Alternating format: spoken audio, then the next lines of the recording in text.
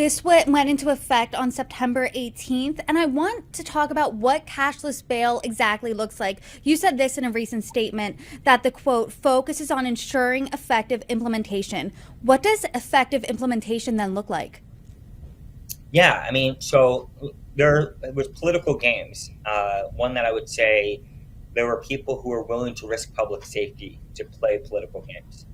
This bill is pretty landmark and it's historic for many reasons. One of them, though, is that domestic violence and sexual survivor organizations, all of them, statewide, local to Chicago and Cook, joined in this fight.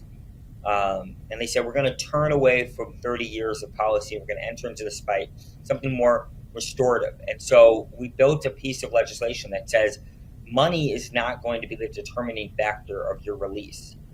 A safety or risk based system will be the determining factor for your release. So if you're a threat to public safety, you're more likely to be detained than whether you actually than a system where it's based off of whether you have some money in your pocket. So what we have is a pretrial justice system that doesn't see the difference between someone who has $10 in their wallet and someone who has $1 million. They see them equally. Now I can't say that for the entire system, but in the pretrial system, before you've gone to court, before anybody said you're guilty, right? You're proven innocent until you're guilty in this system. You now are even with everybody else, whether they have $1 million or $10. And we have a detention net that says that if you're a threat to public safety or to the community, the judge can make the determination within that net to say, okay, you need to be detained.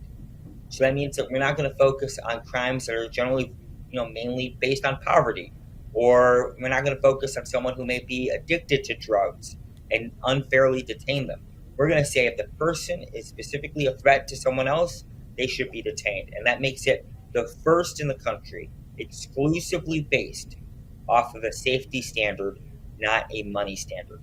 It's not just that it's a huge civil rights piece of legislation, it is inherently undoing a contradiction that exists through the pretrial justice system in this country.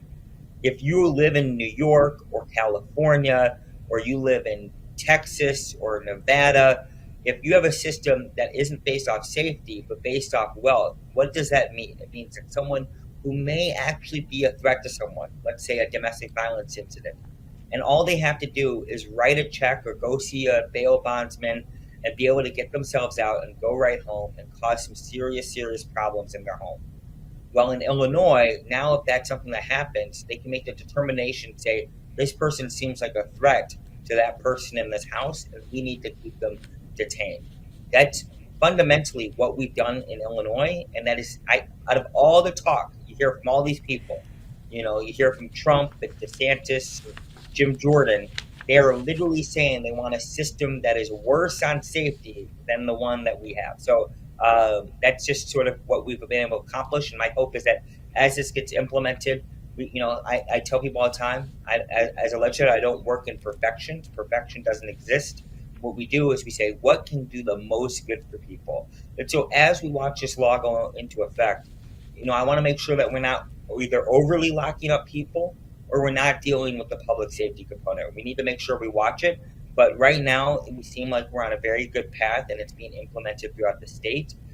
Whether it's someone's in Madison County, which is in Southern Illinois, or Cook County, where Chicago is located, it seems like state's attorneys, judges, sheriffs, and public defenders are all doing what they need to do to implement this law.